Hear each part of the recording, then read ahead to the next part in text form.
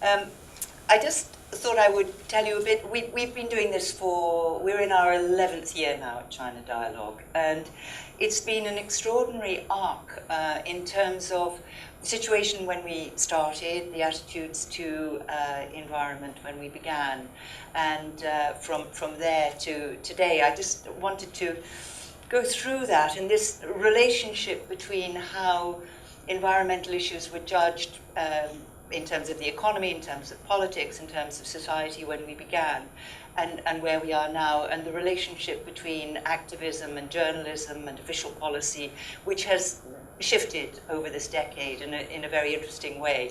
We are the world's first fully bilingual website, actually. And we set it up in order to create a platform where we could have a more constructive discussion, particularly on climate change and environmental issues with China at a time when in New York, if you said, climate change, they'd say China's building a coal-fired power station every 5 minutes. Why should we, what's the point? And in Beijing, they'd say, well, look at the lifestyles and the per capita emissions in the West. Why should we? And we really weren't getting very far with that conversation. When I first went to Beijing, that was the traffic. That was not so long ago. That was kind of where it was when we began on China Dialogue. And, the winters in the 70s in Beijing were clear blue skies all winter. So there was, of course, a huge difference in living standards, but there was also a cost. And the cost, it remains very high. The cost in terms of GDP, in terms of health, in terms the long-term costs, food security, water, and so on. There has been a very high price to pay for that model. Equally, in terms of climate change, China's emissions did become the world's largest by volume, but they also are now higher than those of the EU on a per capita basis. So again, in terms of the climate discussion, you couldn't ignore China. But at the time, in 2006, climate change was not discussed. And this has been my observation in China, that until there's a policy, the discussion is very muted. Once there is a policy, then sometimes discussion is encouraged. But we've been through this arc before. When we first started, people would say, we can't afford to think about the environment, we're a poor country, when we get rich, we will think about cleaning up. And even then, there were voices that said, actually, in China, before you get rich, you are going to get into an environmental crisis. But this is exactly what people said in the British Industrial Revolution towards the end of the 19th century. They felt that the presence of smog and pollution was a sign of wealth being created, which in a sense is true. It's just the price that you pay for it. And the same was true. This is the Cuyahoga River in Ohio. Some of you may know this episode. It went on fire several times, actually, but in 1969 it was on fire for the best part of a week. The river was on fire, it was so polluted. And this was one of the events that precipitated reflection on the environment in the US, as was this woman who wrote The Silent Spring, which was about the impacts of DDT on the bird population in the US. It was making the shells of the eggs too thin so that the birds couldn't hatch. The Silent Spring was another extremely influential book which brought environmental issues to the fore. And this Minamata you probably know about, which was the accumulation of mercury in the waters off a fishing village in Japan, discharged from a factory, which went on for decades unnoticed. Villagers did notice that their cats were behaving oddly, but by the time the real impact of the mercury had worked through into very, very serious neurological damage in birth defects in that village, the damage was done. And that was another hidden episode, rather like the Silent Spring, where these impacts were accumulating but were not visible. So the whole issue that we looked at was, how do you tell the story and what does environmental journalism do? And part of it is about framing the way things are looked at, framing the discussion. So the argument that we can't afford it. You hear it in the States now. We're not going to do anything about the environment because it'll damage business competitiveness. It's extraordinary to hear that at this point, when all the economics of climate change and environment have been well worked out, but you still hear it. So one thing that environmental journalism does is that it puts that discussion in perspective. It gets the externalities visible. You know, it says there is a price, you're just not counting it in the way you're accounting. And the other is rendering visible the hidden damage that pollution does, which is still working through in China, actually. So the narrative in China, as I say, when we began, was develop first, clean up later. And the notion that environmental concern was a luxury that China couldn't afford. And that was exactly, as I said, what they had said in previous industrial revolutions. And even then, it was very evident that China was paying a very, very high price. And many of you will be familiar with the overall situation in China. There isn't a lot of headroom to damage the environment in China. And the model of development that was chosen was a very damaging one. Water is a particular issue. China has a very low allocation of water per capita. It's very unevenly distributed, too much in the south, often never enough in the north.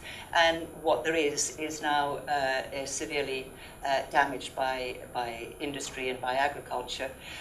For years, the compensation in the north for the low per capita allocation has been over-extraction. So over-extraction of the rivers, over-extraction of the groundwater. So they're constantly running a kind of current account deficit on water, which is going to be a major problem in the future. It's quite a problem now in some places, but the scale of development north of the Yangtze is such that you know, I don't think the north water transfer is going to fix it.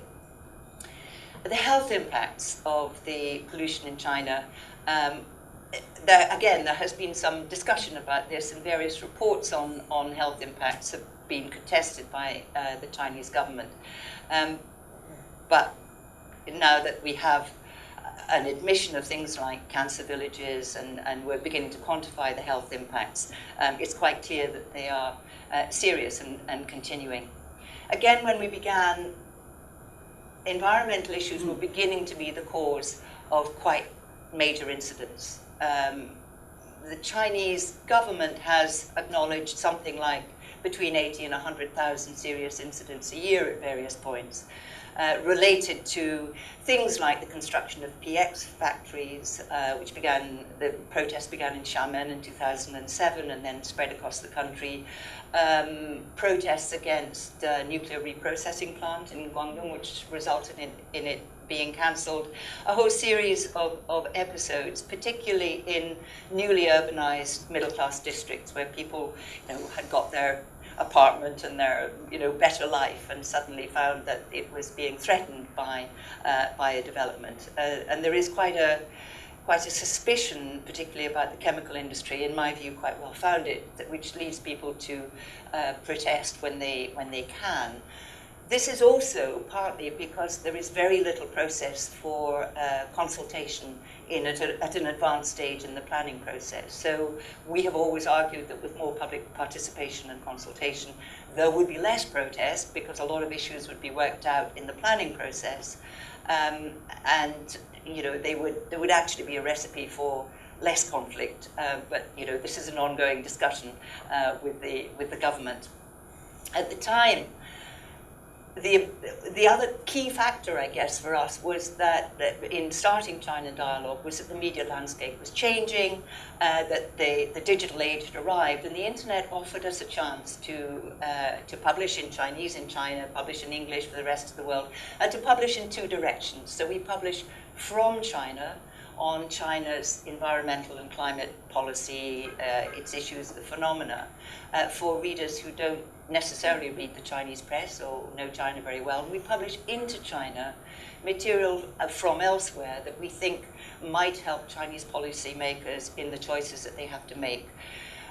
As I say, all these things have happened somewhere else. So experience from elsewhere on how environmental health issues were dealt with, how things like soil pollution and the cleanup were financed, what climate policy might be in Germany or in New York. All of these issues are helpful to Chinese policymakers, activists, experts, and thinkers who wouldn't necessarily read them if we didn't find and translate them for them. So that was the model that we embarked on. And then in the course of our 10 years, we've seen an enormous growth in social media, which has given another distribution channel to all manner of ideas.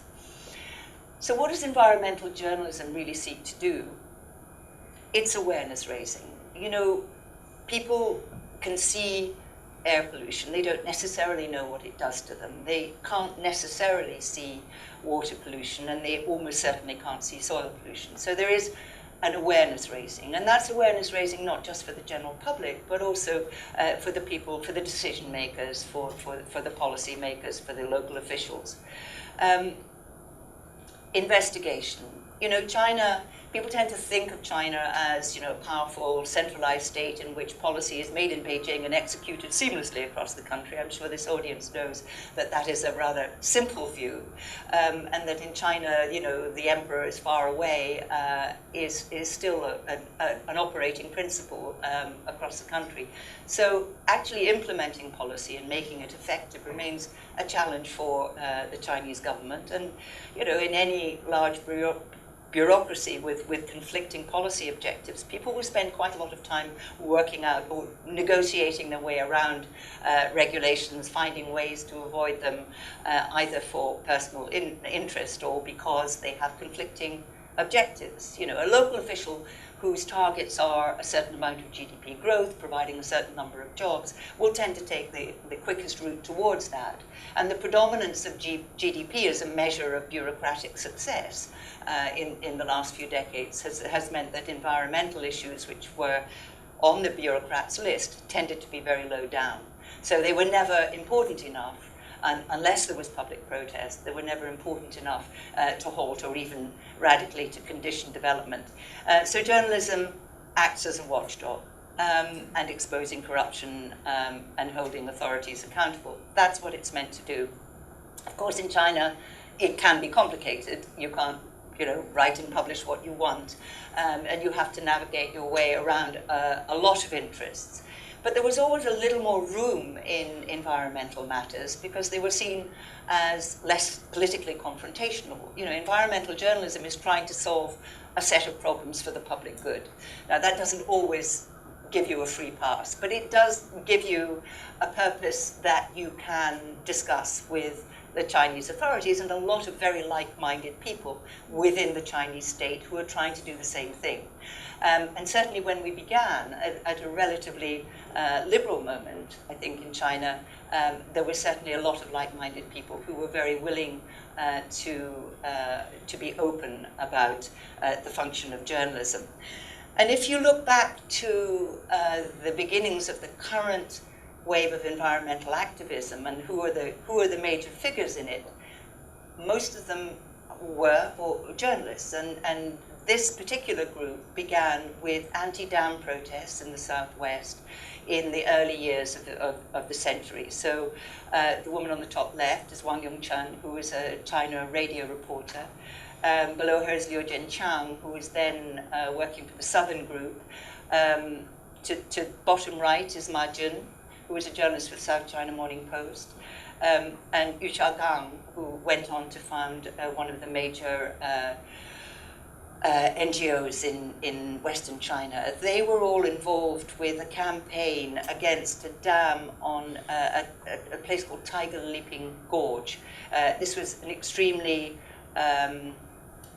famous campaign. It was a beauty spot on the Jinsha River, one of the last undammed rivers in China. And this was a classic case of framing of the story, because who could object to clean energy, right? You know, hydroelectric dams, it sounds very benign, but the way dams were built in China, often without any environmental impact assessment. And China's built around 70,000 dams, an awful lot of dams. A lot of them, those built in the kind of Maoist period. The world's biggest dam collapse happened in China in 1976, was a state secret for 30 years. The impacts on the riverine ecosystem of cascades of dams have been quite serious and really not accounted for. So when dams are proposed, they characteristically overestimate the energy output because they tend to underdeliver, and they don't take account of either the social cost or the economic loss in the other services that the rivers provide. So this group of people, largely led by Wang Yongchen, who spent about 6 years, walking and taking groups of journalists to rivers in West China and Southwest China. And these were metropolitan journalists, so they would come back and tell the story of parts of China that the capital rarely visited and really had very little sense of, and making the case against this rather rampant dam building.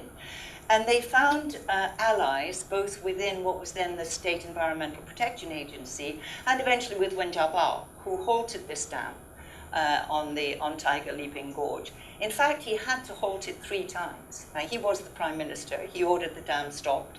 It sort of stopped, and then it quietly started again.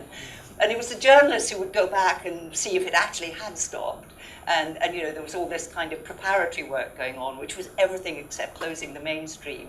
And it would be stopped again, and then they'd go back and, So if the prime minister couldn't stop it, you could tell what kind of forces were at work in Chinese society, with a kind of pressure of development, which was all but out of control, with very, very big interests involved.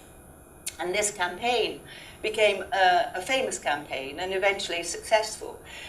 And it was the beginning of that alliance between an emerging civil society and people who could tell the story and could give civil society a much wider resonance, partly because of their connections in the capital, but also because those who were inside the state machine who were trying to protect the environment recognized that they had to make alliances. So what was happening was that they were making alliances with local people, explaining what the construction of the dam would mean to people who'd never seen a dam and didn't know what was going to happen. And they took them to look at other dams, which was regarded as a fairly radical move at the time. And they did actually manage to save Tiger Leaping Gorge through the 12th five-year plan. Now, when Jiabao has departed the scene, there is some question about whether it's going to come back, and it still figures in the energy plans in the small print, so it may return. But it was a formative moment in terms of environmental consciousness in China.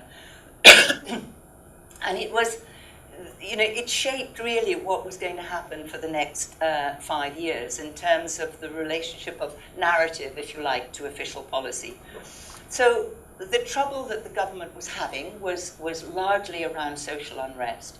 In terms of dam building, those scattered rural populations were not sufficient to cause very much trouble. There weren't enough of them. They weren't in the big metropolitan areas. So without the journalists, there really would have been very little break on the dam building. But in the cities, of course, it was another story. And then, that was when people began to be more proactive in more concentrated ways about environmental questions and to challenge this narrative that GDP was king, that nothing else mattered. So there was an alliance at the time between a vice minister in the State Environmental Protection Agency, which then became the Ministry of Environmental Protection, because that agency was very small, underfunded, and weak. Rather, as in any country, if you put the Ministry of the Environment up against the Finance Ministry or the Ministry of Industry, you know who's going to win, essentially. And in China, it was even more so. At the time, it was said, though I never managed, it was one of those things that comes under the heading too good to check, but it was said that CEPA had fewer staff than Mao's mausoleum, and they were meant to regulate the whole of China. They were meant to, enforce the regulations. They were meant to, do all the watchdog stuff. there was a network of environmental protection bureaus, but they were not under the jurisdiction of the national agency. They were paid for and answered to the provincial and the local authorities. The provincial and the local authorities had direct financial and political interests in the development in their areas. So it was, this was not going to be very convincing as a system. So in the centre, this particular vice minister, a man called Panier, looked around at his toolkit and discovered there wasn't much in there, and made conscious alliances with journalists and with civil society. So he encouraged civil society, he encouraged journalism, and he pushed for an opening of the system, because it's very hard to be a journalist if you can't get information, and it's very hard to be an informed public if you are not informed. So between them, the journalists and SEPA understood that you were not going to be effective unless you could make some kind of opening in what was a very closed decision-making process and a very closed bureaucracy. So they managed in 2008 to introduce these very significant regulations, which were essentially about the public right to know. So with these regulations, which were pioneered by the ministry, you could then, as a citizen, demand information from your local authority on any environmental issues. So you could, you could, in theory, hold them to account in some way. And it's not a perfect system, but it is the basis on which a whole set of other actions then became possible. And this included state-owned enterprises, it included local authorities, and Majun, who you saw in an earlier slide, wrote about the significance of this, and he was one of the people who managed to leverage information in the most effective way. Now, this piece, which we published in 2011, was still, I think, one of the most read pieces that China Dialogue ever published.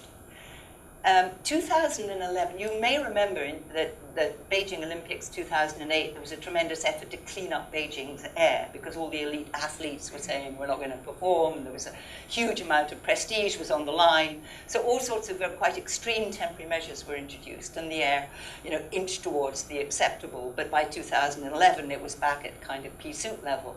And in the winter of 2011, there was a smog so bad that the airports were closed. You really couldn't see across the street. It was truly terrible.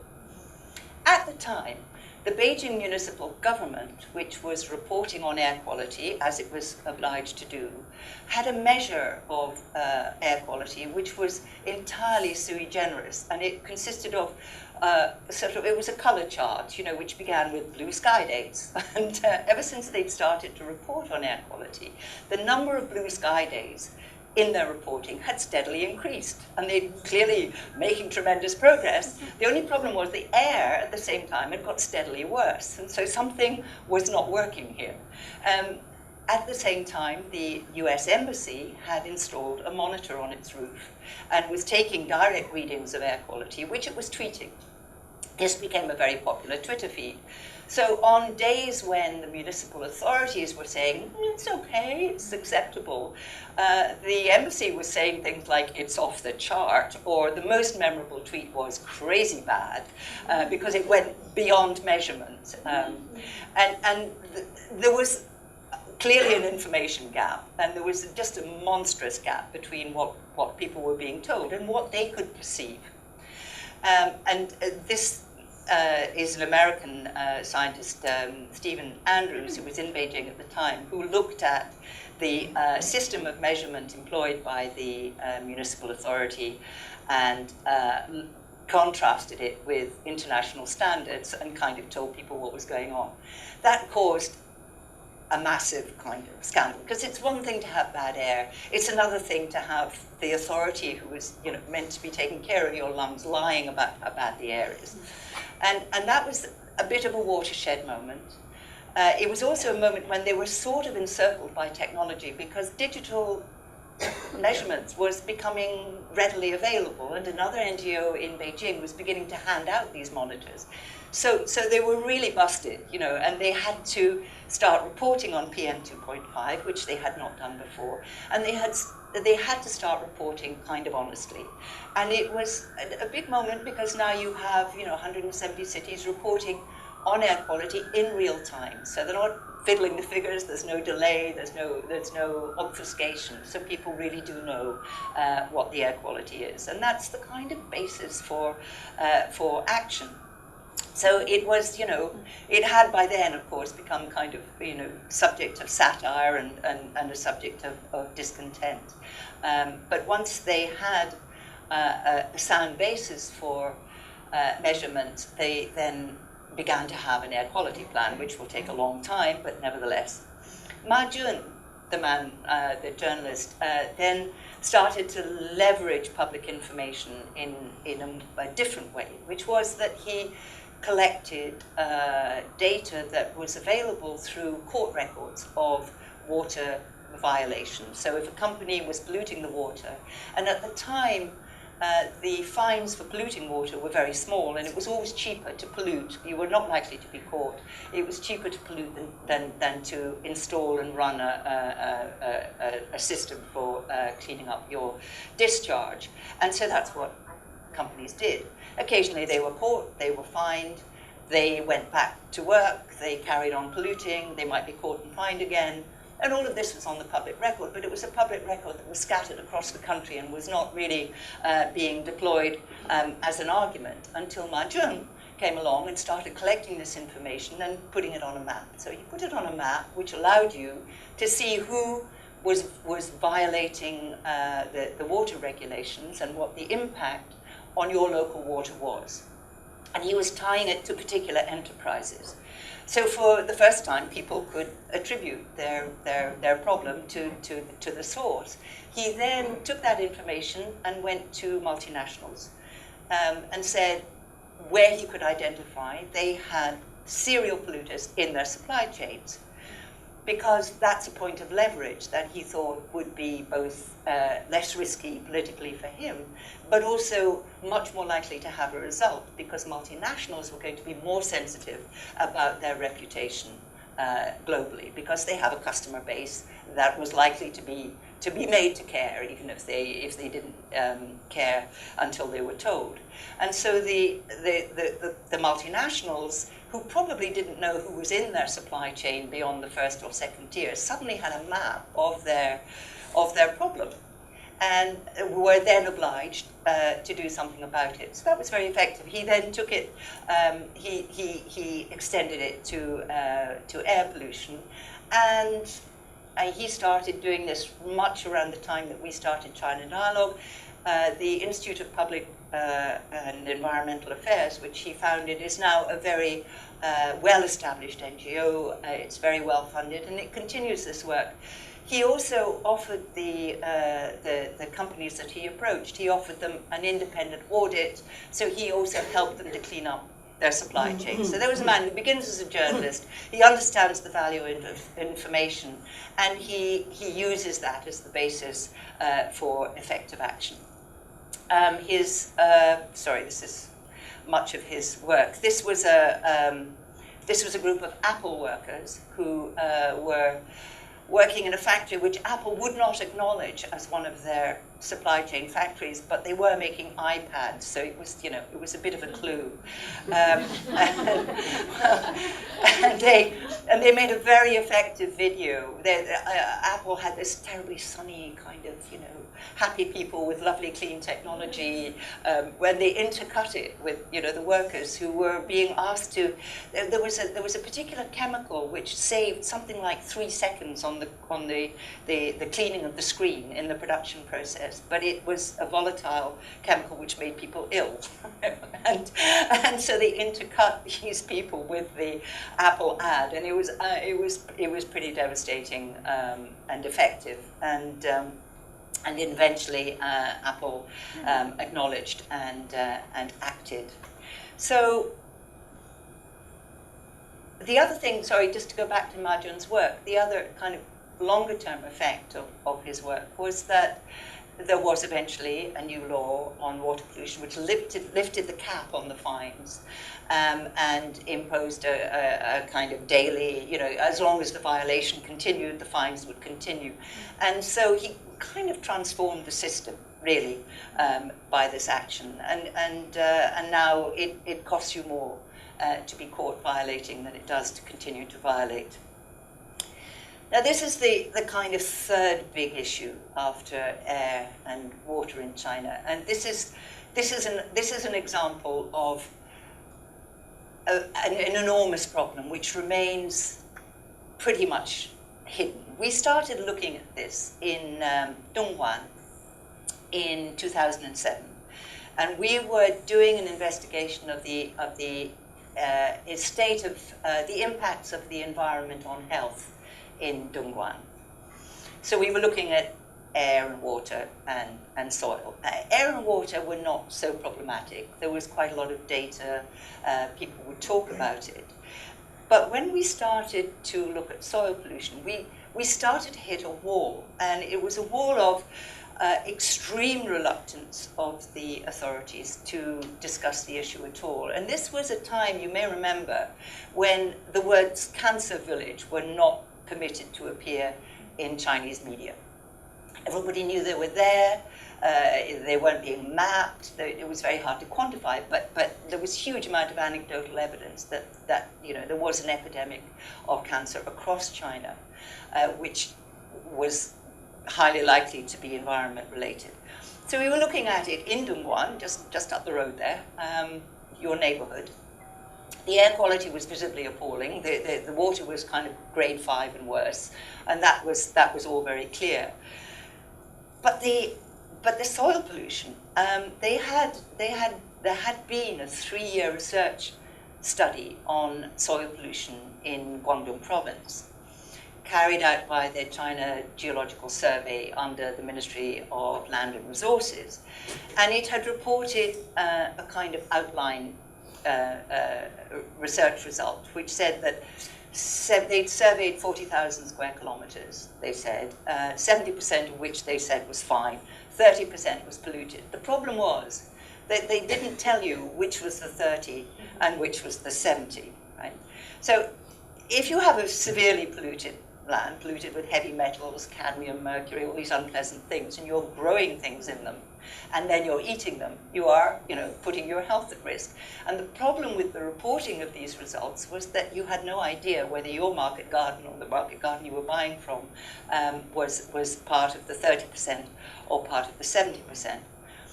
So our researchers couldn't get anywhere with, they contacted the people who conducted the survey, who said no, they couldn't give us any more information because the Guangdong provincial authorities didn't want to release the data at all. So we looked at other research which had been done kind of around the topic in Guangdong. And again, other researchers had found very high concentrations of things like copper and zinc, nickel, lead, cadmium, the whole horror show, mercury, well beyond soil background content. Other researchers hadn't done a whole provincial-wide survey, but again, of what they had examined, they were coming up with a similar ratio of, about 30% of very high concentrations.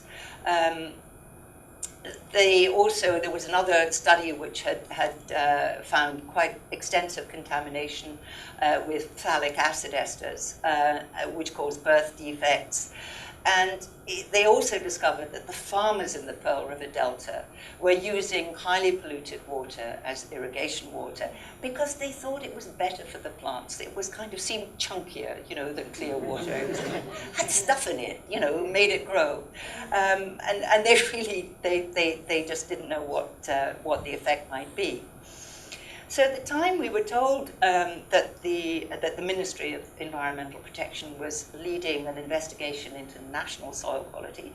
That was expected to be released soon, and that was in 2010.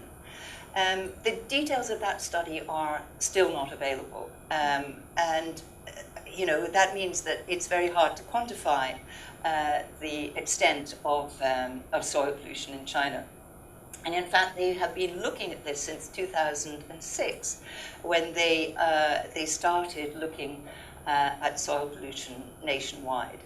And none of that data in any granular form has been released. In 2013, rather frustrated with this continuing silence, a Beijing lawyer called Dong Zhongwei submitted 2 Freedom of Information requests to the Ministry of Environmental Protection, asking for the methodology and asking for the data.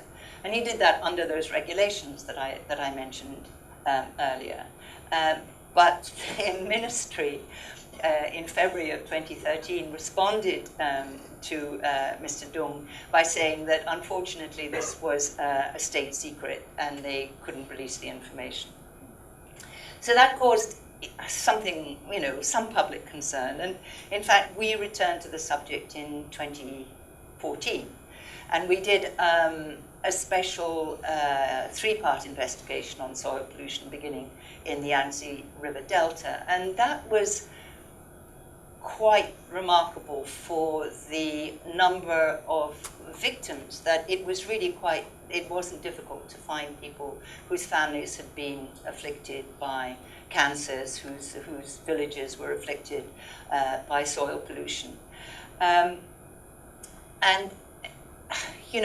this is, in a sense, it's an anecdotal. It's not a nationwide survey. We did 3 investigative pieces, but it was striking. And we started off around Lake Tai. You remember there was a massive algae bloom in Lake Tai in 2007 because there are a lot of chemical factories around Lake Tai which are discharging into the lake, and this whole run of villages had problems of every kind and abandoned sites of every kind. Guangdong province began to test rice grown in Hunan and found elevated levels of cadmium in the rice. In Hunan, they don't test the rice. And this is another factor in soil pollution. You find that farmers who know that the soil is polluted don't consume their own crops. In fact, there was this extraordinary report in the New York Times where they interviewed a farmer about the state of his soil. He said, yeah, we know it's bad, but we sell this in the city because they have medical services in the city, and we don't have medical services, so, it seems fair to him. And the quantities are really quite remarkable. So the implications of this, I was looking at the supposed, the proposed investment in One Belt, One Road. The estimated cost of cleaning up soil pollution is greater than the announced investment in One Belt, One Road. And the problem with soil pollution is that it is extraordinarily difficult and expensive to clean up. And if you look at other experience of cleaning up soil pollution, a lot of it consists of removing the soil and then trying to, remediate. Well, when it's as widespread as this, it's going to have enormous implications for food security, for food safety, for China's future and China's impact on future food markets. And there is the question of who's to pay. It's a problem that every other country has had. In the United States, they set up a super fund because characteristically what happens with soil pollution is that the enterprise which has caused the pollution has vanished, it's disappeared, it's gone bankrupt, it's moved. So by the time it's discovered, the polluter pays principle can't be applied because you can't find the polluter. They've gone, or they don't have any money. And so the public is left with the problem, and in poor rural areas, there just isn't enough money. So it's going to be, a long-term issue. And it's one that it's only the journalists, really, that have been pushing this in terms of public consciousness. So where have we got to? We set up a set of environmental press awards about 8 years ago now to encourage environmental journalism in China. And I have to say that compared to when we began, environmental journalism in China has blossomed. You know, there are huge numbers of young, enthusiastic, talented people who are very passionate about what they do. They don't make any money. You know, it's not a profession in which you make any money. But they really, it's a robust. It's really a robust picture. And the other thing that's happened, of course, is that in the course of this 10 years, the kind of concerns that we began with in 2006 and were told we can't afford it, we'll do it later, these are now officially embedded in state policies. So ecological civilization, the circular economy, the greater use of resources, and climate change are now embedded at the highest level. If you look at the 13th five-year plan, it's like a hymn to sustainability. So maybe there isn't a need for this stuff anymore. Well, except that it's China, it's a very big country, and actually implementing policy is always complicated. And you need a watchdog. You need somebody to tell the authorities or to tell the public or to hold people to account about what is really happening as opposed to what the government might hope is happening. So civil society has matured over this decade considerably, and the environmental movement is pretty robust. And journalism, I have to say, is still necessary. And I just wanted to run through this. This is the group of winners of our Environmental Press Awards in 2015. And just to give you an idea about, you know, what impact they've had, these young people. Liu Jinchang, who was one of the judges, who was the director of the China Dialogue Office in Beijing at the time, reflecting on his own experience of 20 years in which he'd written about the environment and watched the environment get steadily worse, might have felt discouraged at this point, except that we had arrived at a moment when environmental concerns had been taken on board by the government, and a new set of journalists were pointing up problems which were having a much more direct effect on policy than had ever been possible before. So one of them, for example, one of these winners was Chen Jie, who was a photojournalist for the Beijing News. He went and did a series of photo stories on desert pollution in Inner Mongolia, which was a pretty shocking set of stories, as a result of which Xi Jinping himself issued 3 separate memos, ordered the State Council to form an investigation team. And the result of that was that there were dozens of officials in Inner Mongolia who lost their jobs, who were later punished, and the case went to the NPC work report. Following that, another one of the winners, Kong Liu, spent 2 months visiting 30 evaporation pits across 3 provinces in Western China, and challenged the whole notion of environmental carrying capacity. There had been an argument that Western China had a greater environmental carrying capacity, which wasn't true. That again led to a reversal of that policy and a banning of the pits. Another winner that year had written about a proposal to introduce speedboats on Lugu Lake in Sichuan, another investigation that resulted in the policy being stopped. There was an extraordinary story. It was this one. This is a story of a pig farm in Zhejiang, with a farmer, when he died, he had receipts in his possession for 14,000 tons of chemical waste. This is a pig farm. This was discovered when somebody bought the site and wanted to erect a warehouse, and they started drilling down to put the foundations in, and they kept coming up with sort of odd-smelling stuff. And they discovered that he had been contracted by a chemical factory to dispose of 14,000 tons of toxic waste. He was a pig farmer. So he just, dug under his farm and poured it down, and there it remained, 14,000 tons of toxic chemical waste. This was by the Yangtze River, so of course the waste was leaching out into the surrounding countryside and into the river. And this was discovered by Li Xuanfang, the journalist. So ecological civilization or not, environmental journalism still has an absolutely enormous role to play. So we do have the adoption at the highest level in principle of environmental considerations, environmental values, but there are constant contradictions, there are constant, resistance from vested interests, and these things will continue to play out. There's also fraud. There's also, corruption, as we know. So I think that journalism is still a key factor in helping China to get to where China would like to be, which is the cleaner, greener, higher value China, which doesn't kill its citizens in horrible ways. And I really have to pay tribute to these young men and women who are in many ways very courageous and very dedicated to what they do. And it's been a tremendous pleasure for us to be able to work with them over the years and to see them, to see their work flourish. They're trying to stop China looking like this, and they may make it. So thank you for coming.